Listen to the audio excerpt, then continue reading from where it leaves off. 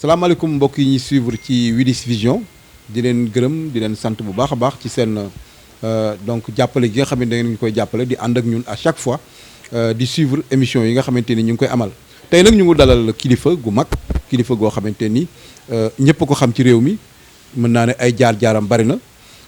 mais laata may sori rek dama koy bàyyi moom ci boppam mu nuyoo ak mbokku auditeurs yi wax ñu brièvement rek en fait mën naa ne suñu buggee dugg ci jaar-jaaram sax dina yàgg trop mais mu wax ñu rek brièvement kan mooy ki nga xam ne moom la ñu invité di Macoumba Diouf. maa ngi leen di fay nuyoo di leen gërëm di leen ziara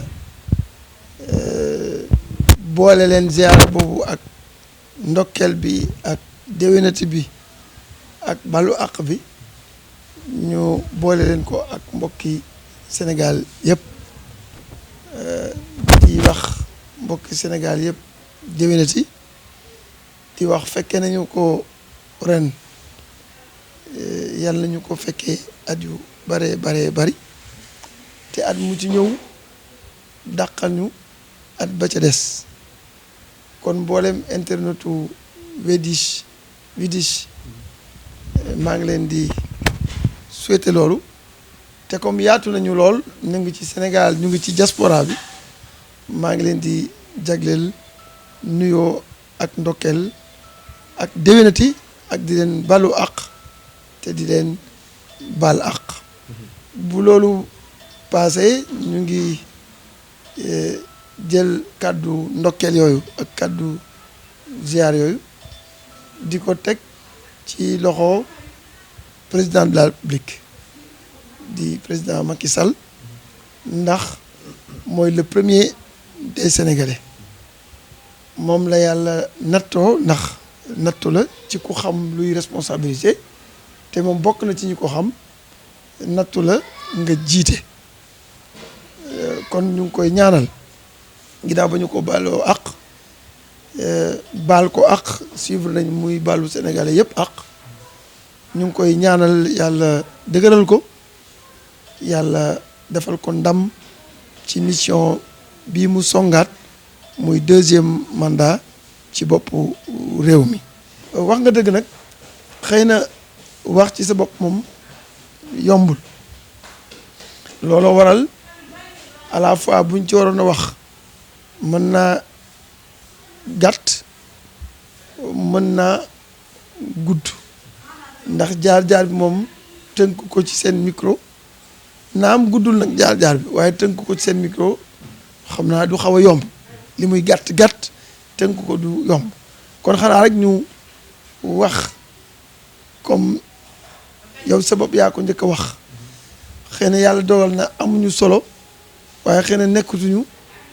ku ñuy présenté Sénégalais yi xanaa ñoom dañ leen di bàyyi rek ñu contenté wu li ñu xam ci ñun te ñu tënkal leen rek wala ci fàttali ñu wax leen ne rek doomu Sénégal lañu bu juddoo fële ca Saalum dëkk bu ñuy wax Latmingué yàlla dogal ñu nekk fa maire bu njëkk ci 2014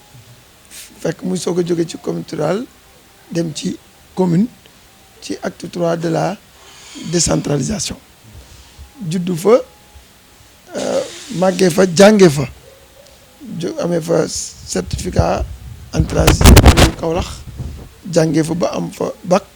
série D dem université fa la ñu jàngee ba am suñu doctorat def nañu it ay séjour fële ca France fële ca États-Unis Angleterre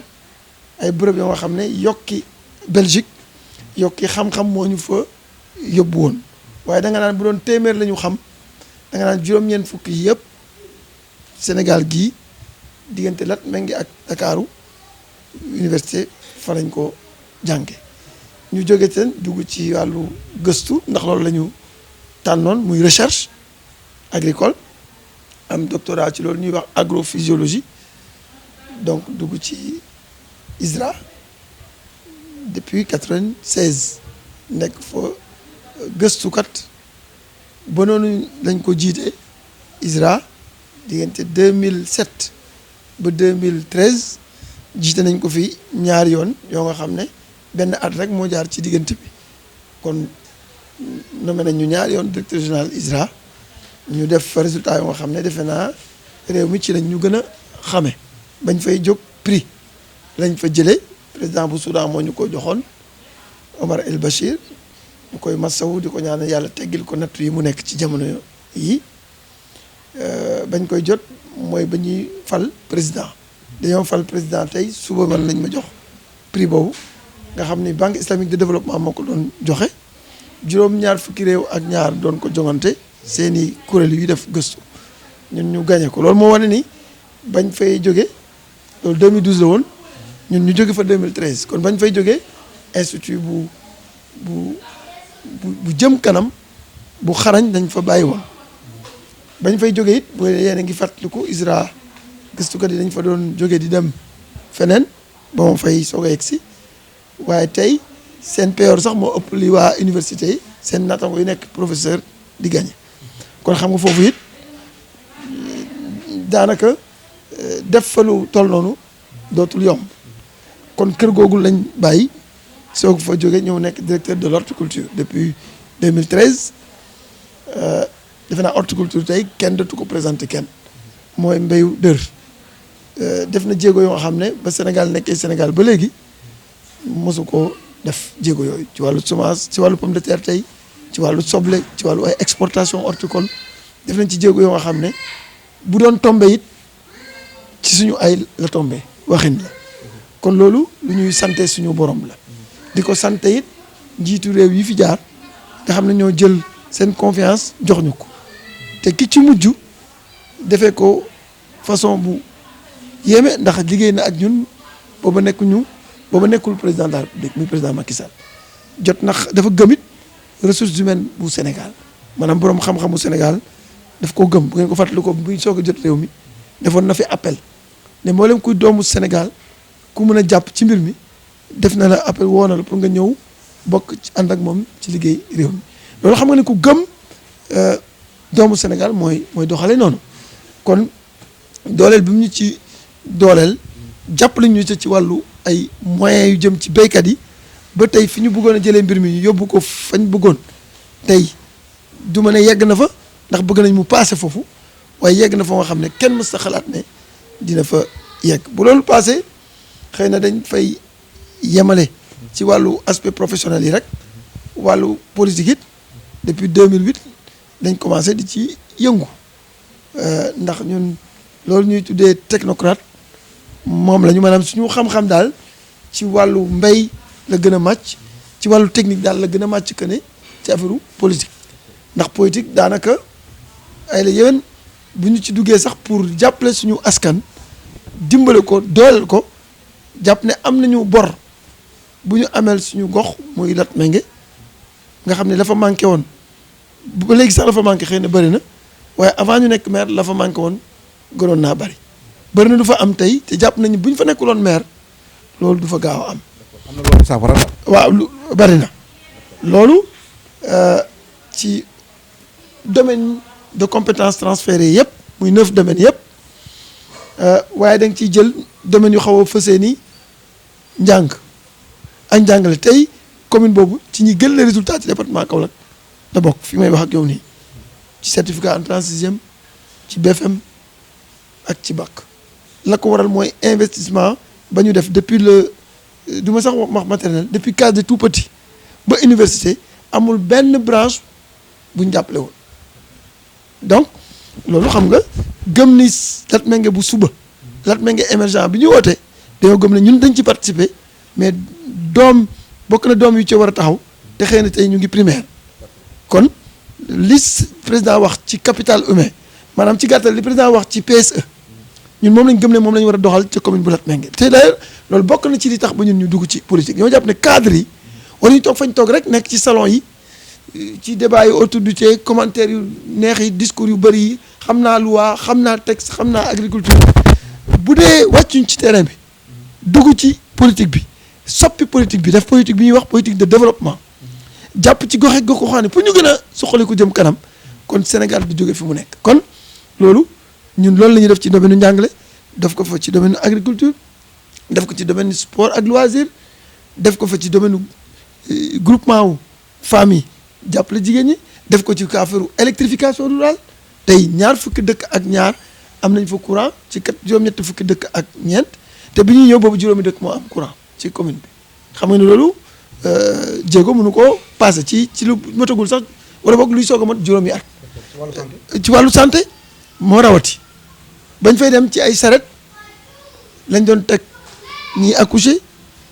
ci transport en commun y compris sama oto bopp su ma fa demande weekend ci la bokk y compris bi may jot maire bi sama oto yàlla dogal na soxla wu ma ko maa ngi ko fa ba moo nekkoon ambulance bi waaye yàlla dogal na tey am nañu ñaari ambulance ñetteel baa ngi port fii ak ay fan dina génn ci juróomi at xam nga ni loolu jafe na nga gis ko. jéego yu am solo beneen bi mooy nga jël ci côté santé ba léegi am nañu deuxième poste de santé travaux yi ñu ngi commencé fan yi deuxième poste de santé am nañu sage-femme amuñu ko woon poste ba gën nañu koo équipé mais surtout médicaments yi joxe nañu ay garab yoo nga xam ne maanaam laayuñ ci kenn dara am nañ koo def pour mu dimbale nit ñi lu mel noonu lañ def ci CMU ci wàllu wér-gu-yaram fexe ba ñu bëri ay élèves ak ñu néew doole ñu jël en charge ci wàllu santé ci suñu ay contribution wu bopp te li ma lay wax nii nag yàlla dugal na ci suñu wërsëg la ca ëpp ca la jóge ndax mairie bu néew doole la ñu am xam ngeen mairie yi nekkoon communauté rurale bu njëkk amuloo marché bu mag amuloo bërëb yuy war a génnee ay recettes yu mag kon suñu wërsëgu bopp ak suñu wërsëg bi jóge ci suñu partenariat ak ay acteurs nationaux ak internationaux maanaam suñu duggalante génnalante loolu it bokk na ci li tax ñu jëloon commune ba ndax suñu carnet d'adresse tey may nañu ñu indi fa lu bari. maanaam daal ci coopération décentralisée. décentralisée exactement exact donc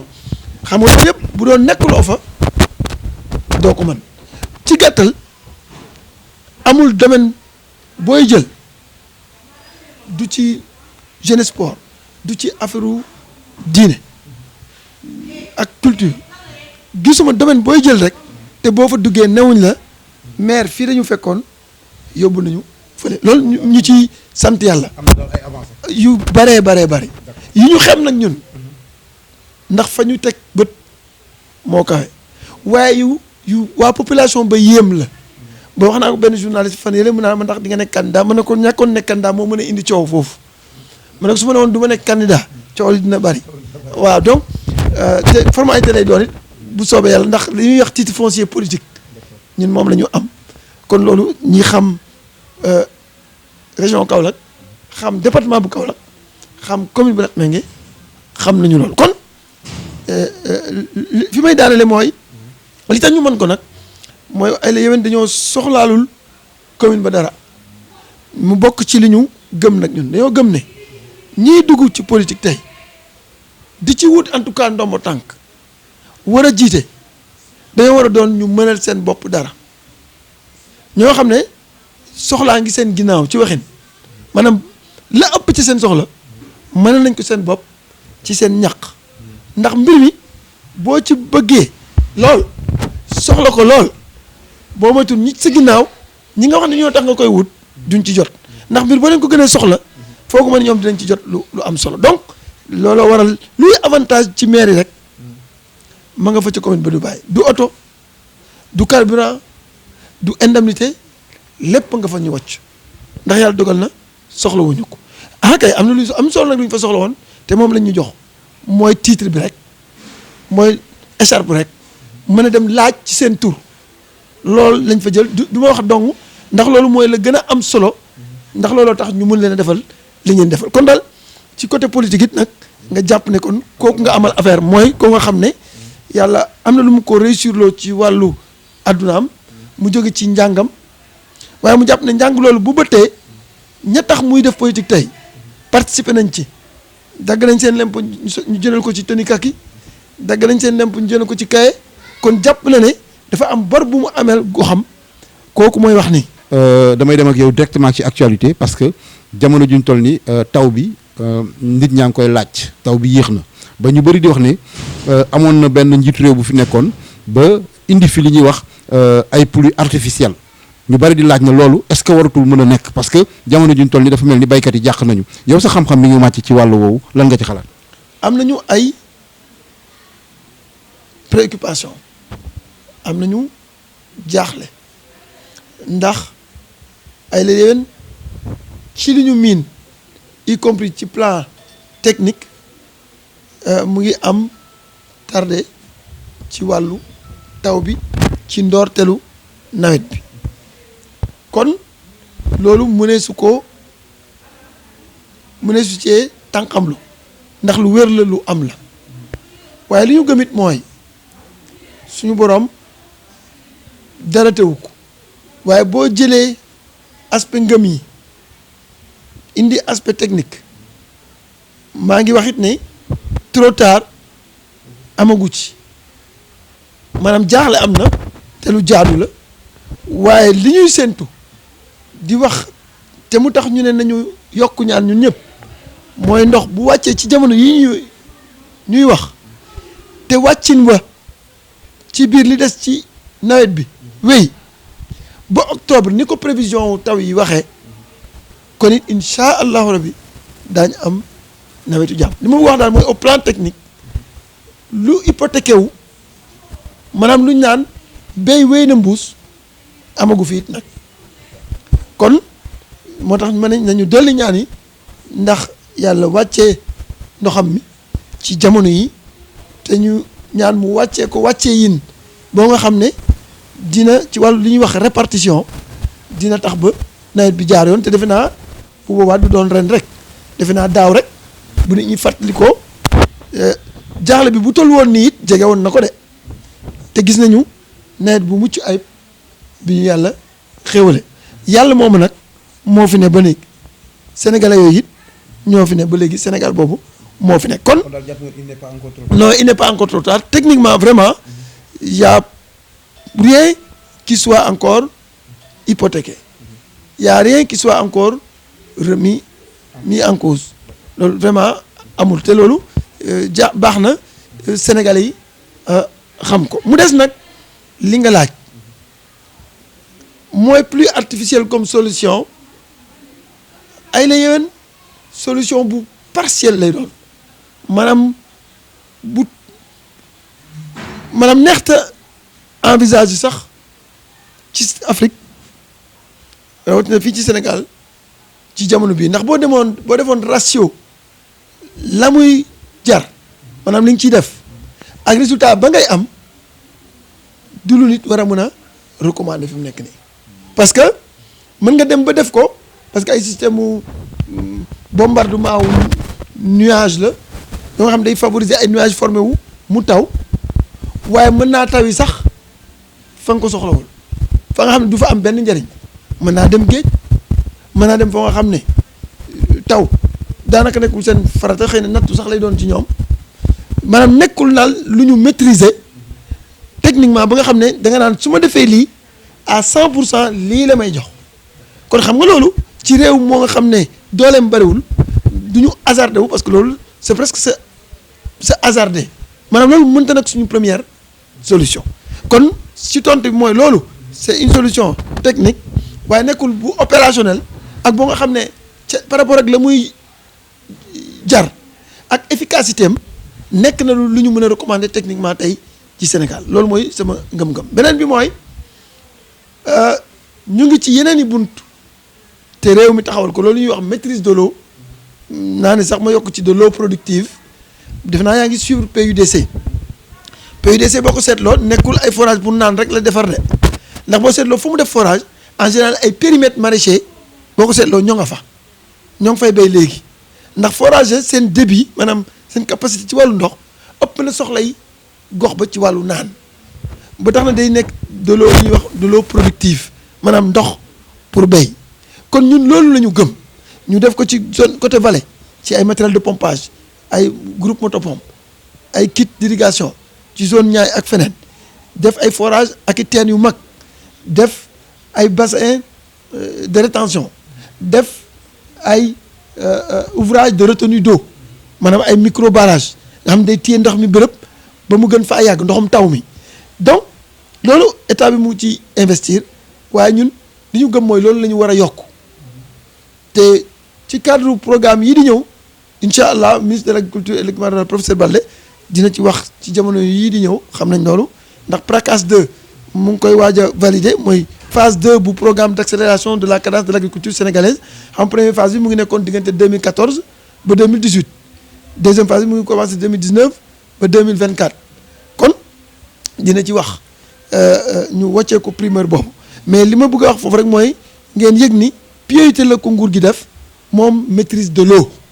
pour que ndox di am ñu mun di béy noor di béy nawet waaye comme ci nawet la ñu toll maa ngi ñu bàyyoo xel mbir yi nit ñi mooy benn d'abord prévision yi prévision nekkatul bu doon mës na koo nekk sax nekkatul affaire gént nekkatul affaire listixaar ci science ci xam-xam la wéeru kon boo ko seetloo ANACIM bu dee yaa ngi koy suivre prévision yi ñuy joxe ba nawet commencé ba léegi mu ngi dëppoog li yàlla di dogal waaw loolu maa ngi koy bàyyiloo xel nit ñi bu baax a baax ba tax na ñun ci ministère bi diggante structure yi ci mel ni ANCAR yu ci mel ni ISRA bu ñu ngi boole ak collaboré ak ANACIM ci région yi ci mel ni Fatick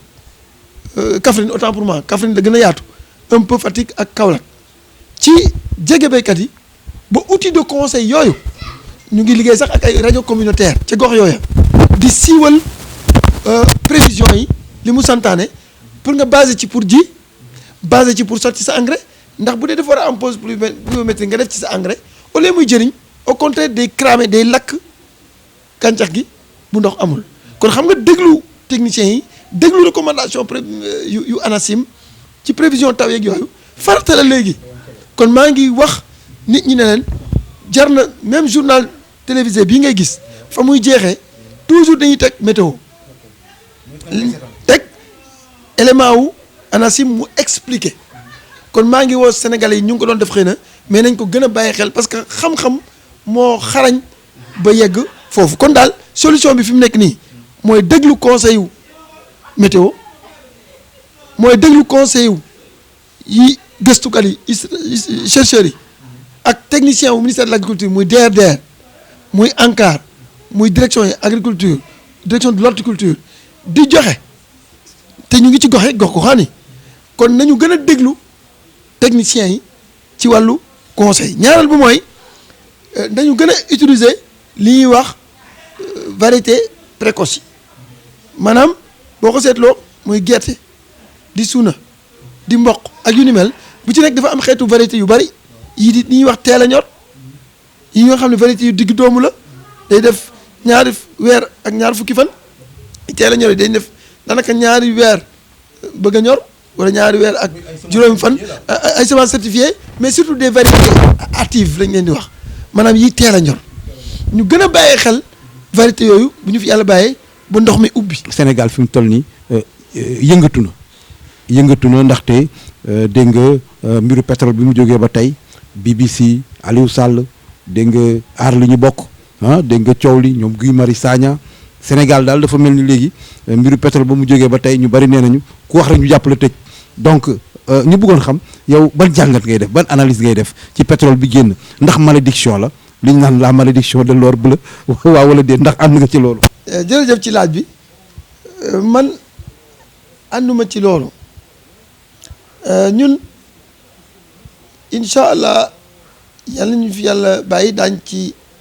waxaat ndax comme yéen dogal na avec sauvegarde yeeg assurement yi ci gàttal dara du xewi ci yéen incha allah ay at ci kanam yàlla ñu fi yàlla bàyyi ba booba daañ ci waxaat di nga gis ne réew yu néew yi pétrole di doon bénédiction doon xéewal ci ñoom Sénégal bi ci lay bokk li fi xew naa ci wax léegi bu doon nawet ma ne xiin bu fi jaar la rek bu tawee lu muy mujj naaj wi génn gàncax gi naat rafet je m'explique li xew lan la mooy pétrole yàgg nañ fi génnu fi ñu ngi naan sax am ñu lay tontu sax ne la non pourtant prospection yi mu ngi doon joxe ay indices mais na leer dara leeru fi woon ci ayu président Macky Sall la leere ne pétrole am na fi leer ci la ay nit engagé wu ñëw signé ay xaatim ay mbir ak réewu Sénégal pour exploiter ko pour mu jural Sénégal njëriñ ay la yéwén loolu ni dañ ko bëgg a fàtte xaat président xam loolu comme moom ci boppam géologue la bu li ñuy fàtte loolu moom xam-xamam dafa màcc jëm ci loolu man xaw ma bu ma xam-xamam màcc doon jëm ci loolu man xaw ma fu ñu jëm bu ñu amoon président moo xam ne xamul dara ci affaire pétrole xaw ma fu ñu jëm kon tombe mukk amul li war a am rek mooy am kon yàlla dogal loolu mu anticiper ci légiférer d'abord maanaam tëral ay charte yoo nga xam ne mu nekk fekk nekkatu fi moo ñar a ŋànk doxalinu affaire pétrole ci Sénégal mais gis-gis fa la yemu ci mu anticiper ci wàllu tàggat ay doomu réew mi gis nga institut bi mu ubbi nga xam dañuy jàng fii ci réew mi ak aussi woo cadre yi nekk bitim réew am na sax aussi ñu envoyé bitim réew pour ñu jàngi fa loolu yëpp pour waajal ni ñu war a téye ak ni ñu war a saytoo affaire pétrole bi ci réew mi mais wax lu leer ci wàllu boobu mais kon malédiction munu faa am li xew kay mooy jóge nañ ci élection ni ma leen ko doon waxee réveil bi noonu naa leen réveil bi maanaam yeewu bi dina métti lool ba ñu jàkkaarloog moom ne dañoo bëgg réew mi ñoom ñi jàkkaarloo woon ak président te yeewu bi it métti na lool ndax la xew mooy bët set carte gi leer ñu jël seen i rajo ak seen i télé bien sûr ñooñu seen liggéey rek lañu doon def en tout cas ñu jël seen i pexe pour génnee nit ñi leen ñoo lànk parce que li xew ñun ñoo ko def 58% yi ñun na de ñun sénégalais yi. mais xalaat tey ak suba. mais contrat yi moo indi problème bi nañ ko signé. mais nañ ko signé comme man républicain la démocrate la fu ñu yëkkati affaire yoon rek man la may njëkk a wax mooy nañu bàyyi yoon doxal liggéeyam tey man mii di wax ak yow Aliou sama doomu ndey la Aliou Sall. coow li topp na ko de. non dama ñëw rek xam bu leer laa ko xam Aliou ba may amante ak moom boobu nekkul ci nguur boobu ma nga Chine ma nekk conseiller technique numéro 1 bu ministre de l'agriculture mooy jóge Chine di ñëw di indi ay projet di liggéey y compris dans le domaine de l'agriculture nekk visionnaire bu mag li may wax ñi xam entre 2007 ak 2012 dinañ la confirmer li may wax nii Aliou sénégalais la ci biir sénégalais yi bu ñu war a fier ma koy profiter pour nuyu ko di ko encourager di ko won ne ko tel ci foofu laa jëmoon ak yow mooy yoon dina wax yoon procureur lu mu wax ne ku ci xam dara mais appel fa la mën a yem loo xam dikkal ak moom gàddul say kii waxul ne indil ma ko de demal dikk ñi nga xam ne gëstu ak enquête mooy seen liggéey demal nga yóbbu leen ko yaa xay lu waay xam yóbbu ko foofu. gaa ngi koy def jeex na kon nañu bàyyi yoon mu liggéey yoon sax nit ñi mën nañoo juboo ak man ci loolu kon bunt bi utiliser prétexte Aliou Sall parce que rakku président de la République la bu Aliou nekkoon keneen kon coow lii di jóg ndax tey am na ñeneen ñu ko gën a positionné sax xëy na ñu nekk ci pétrole bi te kenn tudd leen. slogan jox ma sama 400000 dafa jóg. non loolu moom c'est du divertissement comme yow xam nga ne comme ni ko xale yi di wax nangam dafa xew maanaam xewal dara dafa yomb ci sénégalais yi maa ngi suivre xale yi léegi loo wax ñu ne yaa ma gën a xam lu ma la gën a xam loo wax ñu ne yaa ma gën a xam loolu kenn xamul lu mu doon ma profité pour tooñ leen lan laa la gën a xam wax ji du yegg du leer maanaam jamono ju nekk am na yu ñuy xewal loolu yëpp ay slogan la xam nga nag suñu gars yi ils sont bu dee ruse rek bu dee divertir nit ñi rek dañ cee aay de opposition bi maanaam bu amee solo moom bokkuñu waaye bu dee pour divertir Sénégalais yi moom aay nañ ci feem dañoo bëri ay feem aay nañu ci sos waaye du sotti de gis nga seen marché yi comme yow nitu presse nga yaag seen naataango yi yaakaar naa yéen a ngi gis seen bi te marché nag dégg naa sax wenn waaye keroog ma dégg mu koy wax daf maa jàppale fekk ma suivre ko ci télé bi non ci seen site yi benn ci site yi ma nekk Chine ma suivre benn élément maa ngi dégg ñu ngi wasifa ci ginnaaw ak jumale woon suñu mbokku tijaan yi di def wasifa foofu ñu ngi leen di tànqal sax daanaka seen affaire wu aar xaw ma lan ma dégg waaj naan dégg la sax ñu ngi jéggalu nangam te fi xam ñu ngi déranger ñu nga xam ñu ngi pratiquer seen diine te pourtant am na jël beneen jour yemu ci de fi mu taxaw mu yor micro bi génn si leen yéen Sénégal yi da ngeen a war a génn nit bu ñu def nangam ma ne ko waa léegi il faut vraiment ñu foq il faut ñu fekk nii ci biir néeg yi poñe leen wala gàddu leen indi leen ci place publique parce que boo déggee ni mu doon wootee wax jooju loolu la tekki woon mooy il faut forcer ngeen génn wala loolu ku ko mës a gis. da nga bëgg ne Sénégalais yi génnuñu woon. mais génnuñu te ñoo lànk Sénégalais bu ñu waree génn doo def effort bu toll fenn fi pour génnee leen. Sénégalais yi bëgg ñu injustice aussi. waaw moo tax génnuñu xam nga lan lañ jàpp comme injustice mooy tuumaal nañu parce que tuuma nag alalu gor la kàccoor moomu ko tuuma kàccoor moomu ko kàccoor ci la dëkk loolu lañ ko adressé tuuma alalu gor la kon comme tuuma alalu gor la ñu nangu ne tuumal lañ Aliou ñu ne nañ bàyyi yoon moom d'abord na dem te dem na ku ci xam dara na dem nit ñaa ngi dem nañu bàyyi yoon mu def liggéeyam te ñu def suñu ñu continuer ku nekk xëy defi sa liggéey kii jaay loolu lañ tudd comme injustice amuñu droit acharné wu contre Aliou Sall. waaw ci beneen pàcc bi ci wàllu moo tax ci wàllu politique ba léegi lay continuer dafa mel ni Sénégal léegi ku yëngatu ñu jàpp la Guy Marius Sagna am na benn journaliste aussi boo xam ne jàpp nañ ko donc dafa mel daal ku wax rek ñu Adama waaw voilà donc ak ñeneen Khalifa Sall yaakaaroon nañ dina génn ci tabaski bi donc zappé nañ ko donc yooyu. non yooyu man xam naa ni sax il faut ma tooñ la xam naa ni sax yow gëmuloo laaj yooyu mais comme mbedd mi waxin la rek biti bi moo la ko jox te biti bi it ñëpp a fi ne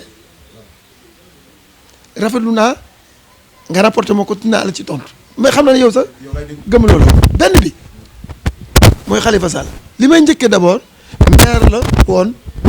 comme man solidaire naa wax naa ko ci yeneen antenne maa ngi koy masawu ci loolu maanaam peine laa am ci ab maire di nekk ci loxo yoon li may wax lu sincère la xam naa ne it maa yow ñoo ci yem kenn yéenewu ko fi mu ne waaye ñu nit kenn ci ñu nit tegu ko yéenewuñ ko waaye dogalu suñu borom la da nga wax ju baax kon loolu laa bëgg a njëkkee loolu laa bëgg a njëkk a leeral su ma sañoon tey Khalifa Sall génn lu tax ma yokk ci tey nag mooy yoon topp na yoon ba mu jeex parce que man démocrate la dama gëm ni ca njëlbeen defoon nañ fi ca AMS parce que ci laa bokk ci bureau bi déclaration de principe pour soutenir ko ci massawu ko ci loolu waaye wax ne na yoon def liggéeyam loolu la ñu waxoon ci jamono ay at ci ginnaaw yoon na def na liggéeyam ba nee na tooñ na yoon teg nañ ko yoon recours voie de recours yi jeex na man bokk naa ci ñiy ñaan président de la république pour que bu li yoon wax ne bu ko defee wala ku ko def bu desu dara ndax ci kii maye mu may la maa ngi ñaan président de la république bu Khalifa ak ñi mu àndal defee loolu yoon wax maa ngi koy ñaan na ko jox grâce bi ndax moom rek wéet na ci loolu moo nekk moom rek moo mën a gracier. léegi xolam may na ko loolu kon loolu mooy du ma ci sori dama la bëgg a wax rek ne ñiy wax loolu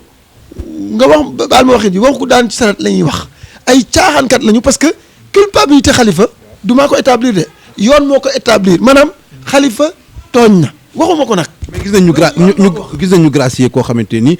maanaam da doon jaay faux médicament donc ñu gracier ko mu dem te moo gën a li mu def sax moo gën a. waaw mais man nag du tax amul grâce wax ay la yëwan du ma ci xuus te ñi ci xuus it maladresse rek la ñuy def parce que grâce dafa am ay sart grâce dama ne dañ koy maye maanaam njéggal lu président de la république am na gaa waaye dafa am ay sart comme maîtrise wu ma sart yëpp ba dama ci sori bokk na ci am nañ xeetu fooguma ne nag moom bokk na ci waaye am na xeetu infraction yoo xam ne bokkuñ ci ren comme càccum jur vol de bétail ak ñiy violé soxna yi gis nga ne dañ ko cee génnee maanaam amul kenn ci ñoom ku ñu jàppee woon loolu ñu baal la loolu misaal la rek jàng naa ko ci presse bi suivre nga ko am na fu ñu teg loolu kon xaw ma lu tax gracier wuñu ko waaye sañ naa wax ne daal man maa ngi ñaan président de la république sart yi ñuy gracier ku yoon teg loxo maa ngi ñaan mu daje ci monsieur le maire Khalifa Sall te bés bu daje ci moom maa ngi koy ñaan moom na ko gracier nga jël Guy Marius Sagna ak Adama Gaye ñoom dama leen di bokk benn tonn ñoom sénégalais yi ñoo waroon a jóg marche yoon bu mu teggi loxo nit ñu mel noonu man loolu laa gëm man xam nga li tax parce que ñooñu danger public lañu. ah mais dañoo wax seen pensée. ay la non waxuñ seen pensée dafa am limite fu droit wu nit ki yem maanaam sa droit mu ngi yem fi droit wu keneen commencé maanaam mënoo nekk ci réew rek ne au nom de la liberté d'expression loolu fourre-tout la ñoo ko fa dugal loolu du liberté d'expression mais sëñ bi xoolal milliards yi ñu dépensé ci dem daagaan baatu askan wi ci quelques mois ci ginnaaw réew mi nekk presque à l'arrêt ngir lan ñu ne président de la république lañ war a tànn ci biir fukki millions sénégalais yi ak juróom muy lu am solo waxuma ko defe naa yow riir mi nga gis ci réew mi la ko tax a jóg mais loolu mënut a doon caaxaan kooku mooy incarné kàddu fukki millions ak juróomi sénégalais yow kooku nga jàpp ko comme am makku mu muy dem rek mais loolu sëñ bi mënut a ne te du ne loolu c'est mettre en danger la république bu ñu demee ba président bëgg a yem ak sénégalais bu ne problème day am parce que ñun ñëpp ñoo jël suñu kàddu jël suñu solo ne ñun amuñu solo amuñu kàddu dénk nañ ko benn doomu aadama ñu bëgg a nangu kooku ku xëy di ko vilipender di ko wax lu ko war a wax du amul kàddu gi kenn du ko wodd dara du ca rafet weñ bu ca daanoo dee bu ko kilifa déggee wala nit ku baax ku ko dégg ne ñu ne ko nañ ko bàyyi nit di ko yàq loolu après ñu tuddee ko au nom de la liberté d'expression ma ni article 80 la ñuy wax xaw ma dañ cee waroon wut yu bëree bari ay article 80 yu bëri wala 80 bis yu bëri lañ waroon a def pour ñu mel noonu dootuñu génn kaso parce que ñooñu dañuy décrédibiliser pouvoir maanaam dañuy sofantal nguur. benn li may ñëw d'abord mooy seen mandat bi ñu yokk ñu bari jàpp nañ ne jaaduwul donc dañoo waroon teg délégation spéciale donc ba juin 2020 beneen bi dafa mel ni mbalit mi dañ ko bëgg a nangu seen loxo mën leen ko gérer. non d'abord boo jëlee mbalit mi président waxul noonu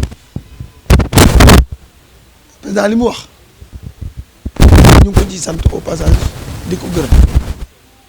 mooy ñun la war mais xëy na tële nañ ko ba léegi moom dina ñëw ci turu nguur jàppale si ñu ci wàllu moyen dégg nga vision yi mu décliné à travers le ministre Fofana Abdou Karim Fofana muy gis-gis yu rafet yemu ci dinañu jàppale kon ci gis-gis jàpp nañu ci moyen gis nga li nga xam ne nañ jël exemple Dakar rek commune bi plateau mënu ko woon ville de Dakar mënu ko woon def na ko en quelques jours te moyen nguur la ñëw dolli ci moyen wu commune yi kon daf ñoo interpellé kay ne pour ñu def ñoo gën a ñaax yemu ci mu ne dinaa neexal ku gën a setle naa fexe weer wu ne ma primé commune bi gën a set kon kay ay la yéwén maa ngi ñaax sama bopp di ñaax sama mbokk maire yi ne ay la yéwén président wax na dëgg ci ni ñun communes yi war nañoo gën a taxaw ci programme zéro déchet boobu ak PSE vert bi mu yëkkati war nañoo taxaw ak zéro bidonville taxaw ci jëmmal ko ci suñu gox yi loolu nag sama bopp laa ci jiital ànd naa ci maanaam boo ko mënta waxee noonu it mu càmmuñu ni mu waroon a sete boog Sénégal sete wu ni loolu man nangu naa loolu te war nañoo fexe ba principe bu propreté boobu ak journée de propreté boobu ñu naan cleaning day loolu anglais la maanaam bésu cet mooy journée de propreté rek waaw man principe bu journée yooyu ànd naa ci beneen bi affaire délégation spéciale yi nga wax mais loolu ñu koy wax mooy ñu yàkkamte nguuru rek mooy les politiciens en perte de vitesse ak yenn cadres yi nekk ci yenn gox yi nga xam ne yaakaar nañu bu ne délégation spéciale ñoom lañ koy jox waaye ñi askan wi wóolu woon 50 ci ginnaaw yàkkamte xaju fi. seen mandat jeex na. maa ngi ñëw rek bu mandat bi jeexee liñ ciy dolli man gëm naa ne du passé maximum at te liñ ci dollee gum ci 6 mois la tolloo gum ndax affaire juin 2020 la ñu tudd gum kon buñ ci yokkoon at sax at lu fi yàkkamte amul bu dee koo doylawul woon at de plus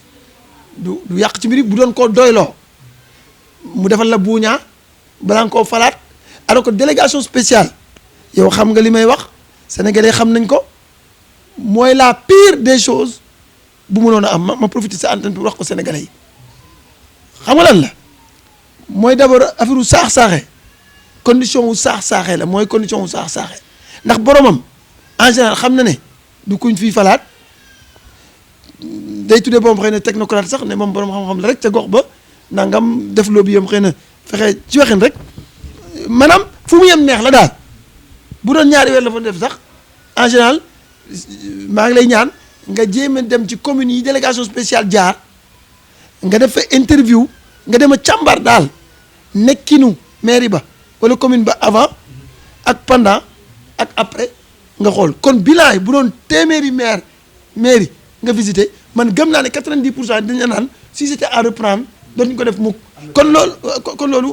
non dalul xalaat sax parce que dafa tegul ci leen d'abord fi may terminer ci point boobu d'ailleurs mooy loolu moo gën a ñàkk a légitime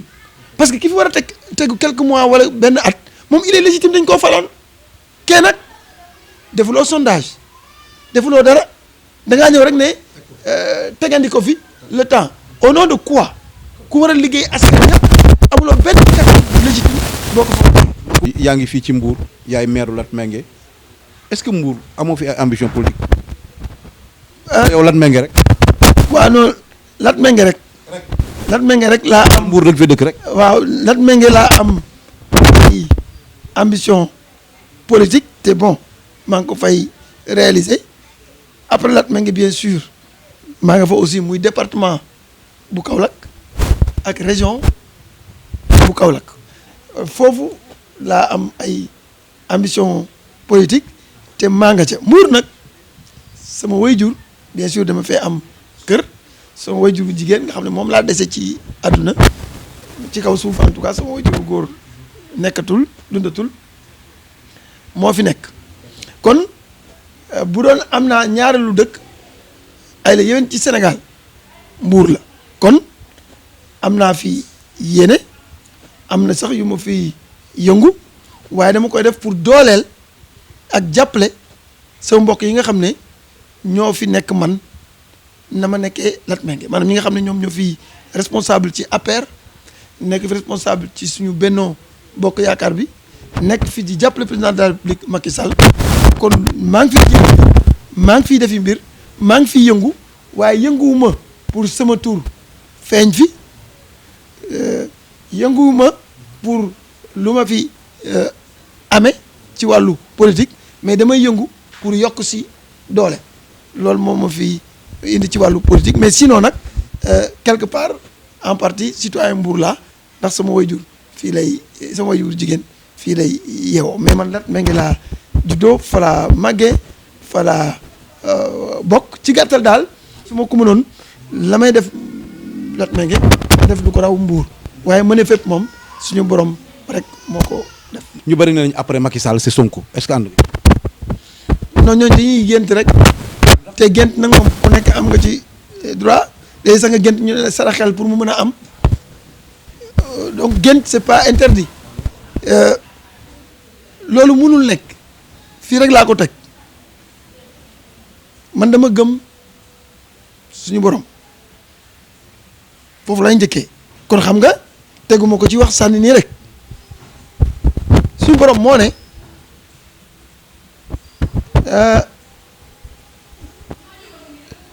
réew yi maanaam askan yi njiit yi ñu mérité rek la leen di jox loolu alxuraan la waaw Sénégal benn la ci àdduna jàpp naa ne mujj ñu fenn ci suñu njiitu diine suñu njiiti aada ba suñu njiitu politique ñi jiite réew mi ba fi mu toll nii yee suñu fenn nag wax dëgg yàlla xëy na ñëpp yemuñu mais ku ci nekk ci ñoom am nga wàllu mat guñ la mën a tuddal bu ñëpp rafetlu woon bi nga fi nekk muy président Senghor muy président Abdou Diouf muy président Abdoulaye Wade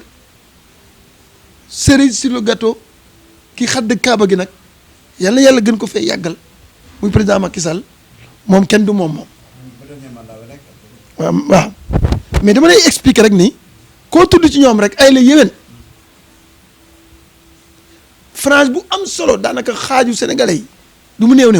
dina ne ay la yéwén kii moo doon moo baax ndax nangam ak nangam ak nangam bokk na ca loola foofu rek laa yem ak yow jikko te pour man li mu tumaranke loolu la sénégalais yi gën a bëgg ci nit muy jikko muy melo muy benn yar parce que yar xale lañ koy tuddee waaye ci mag la gën a jekk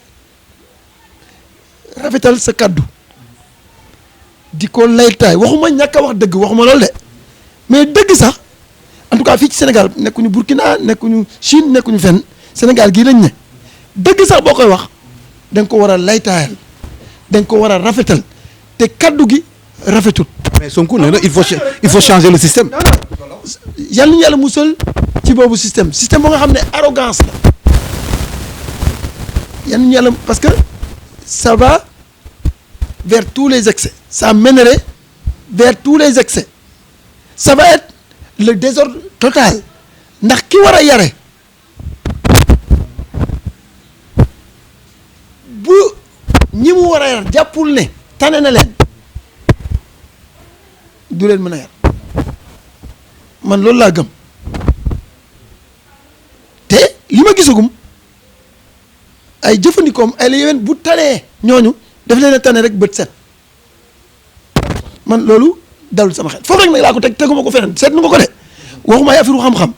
waxuma ay affaire expérience waxuma yooyu yëpp ndax régime njiit du benn nit système la équipe la mais bu ñu demee ba mu ànd ak ay ndaw yu gëm yenn yi ma gis leen ci jëfandiku ci yenn bërëb yi déglu leen mais loolu mais mënul dal xelu kenn ku bëgg réew mi loolu nag ayibalu ma ko pour ayibal ko su ma doon wax sax dama naan lii ma wax ni xëy na war na ko mën a utiliser sax moom comme conseil ci li ma xalaat doxalin bi na xam ni Sénégalais yi dans leur écrasante majorité dañ koo désapprouvé te réew mi dafa am ay réalité mënul fexe ba vider ko dugal fi ay esprit wu américain wala chinois wala burkinabé déet Sénégalais yi ñoo nekk Sénégal ci Sénégal ba léegi incha allah ñoo fi continuer nekk aussi loolu ku bëgg a def ak ñoom il faut nga def ak ñoom ci état d'esprit bi fiy def ak gis-gis bi fiy dox loolu nag terewulaa wax dëgg terewulaa def dëgg terewulaa xeex lu dul yoon terewulaa taxawal yoon na leer li may wax mais ci jëfandiku bi ak doxalin bi man rafetlu wu ma ko. ma jàpp ne yàlla mënuñoo nattoo ñu am mag ñu baax ñi am ci réew mi démb ba tey ba nga xam ne ñëpp a ngi wax ne ñoom ñoo kal réew mi bu doon ñoom làmbaay ñaaw yàlla di ñu feyee wala pas ñun sax parce que ñun amuñu solo ndax yàlla bu ñu feyee woon suñu bopp rek kenn waxatu ko yàlla di feyee ñooñu indi ñu njiit yoo nga xam ne société bi boobaa mën na tax ba lu ñu fi jàppoon ci ay valeur ñooñu loolu dañ loolu daal man mooy sama gis-gis moo tax ma wax la ne ñiy wax loolu am nañ ci droit parce que sénégalais lañ comme man te bokk nañ ci 42% yi àndul ak Macky Sall kon am nañu droit wax loolu kon am nañu droit gént waaye bu ñu yeewoo la Baye Ibou yàlla taas ñu ci barkem Alaaji Ibou Sakho yokk leeram moom daal dañ dégg comme ni ko koy faral di déglu laa mu daal déggul muy wax ne boo géntee yore ay millions nee na fexeel ba bul yeew de nee na fexeel nelaw te continuer de fexeel ba bul yeewu continuer rek ndax bu ko defee ba neexu am million bi des fi ndax booy yeewu xam ne ci yow ay millions waaye ñoom it ci gént boobu lañ ne waaye dañ kon di ci gént ne ndax bu ñuy yeewu dina demee neneen kon. tey en exclusivité le jour de la Tabaski 2019 ñu am Macoumba Diouf donc di kilifa mu accordé ñu tout ce temps là ñu waxtaan ak moom ci ay points yu bëree bari di ko remercier bu baax a baax monsieur Diouf ñu ngi lay gërëm. maa ngi leen di gërëm di leen sant di Sénégal ñu ngi it fépp ci diaspora bi ci bitim réew ndax ku nekk xam na ne bu amee solo rek yéen fekkee ngeen ko kon maa ngi yeesal sama nuyoo ak sama ziar ci ñoom ci bés bu tedd bii di bésu Tabaski di yeesal samay ñaan ak di ñaan ñu ñaanal ñu waaye surtout ñu ñaanal réew mi jiital ci bien sûr ki jiite réew mi nga xam ne tey responsabilité réew mi yëpp ci loxoom yuy la tege yàlla indi fi jàmm naa ne sax yàlla saxal fi jàmm indi fi ay xéewal te xéewal yooyu mu boole ci ubbi asamaan si taw xéewal taw jàmm ndox mu sedd wàcc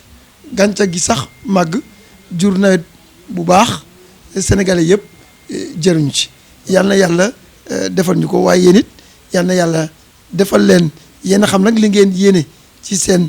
projet ci liggéey bi ngeen nekk waaye yal na yàlla dëppale seeni mébét ak di gën ci yéen ba li ngeen am ci projet fa ngeen ca bëgg a yegg yàlla defal leen ko ñu leen di gërëm bu baax di leen sant. voilà jërëjëf Macoumba Diouf donc di gërëm aussi l'administrateur du site Widish di Moussa Diallo di gërëm donc toute l'équipe bi nga xamante ni ñoom la ñu àndal di leen jox rendez-vous ci beneen émission di leen ñaanal nag donc un mois d'août boo xamante ni comme ni ko Macoumba Diouf waxee rek un mois d'août boo xam ne taw bi dina sotti nee na nag il n'est pas trop tard moom Macoumba Diouf moo ko wax di expert maanaam kàddoom màcc ci wàllu kon baykat yi bu leen jaaxasoo bu leen jaaxle donc xam naa ne taw bi fa muy ñëwee dina doon li gën jërë ngeen jëf mbokk yi di leen jox rendez-vous beneen yoon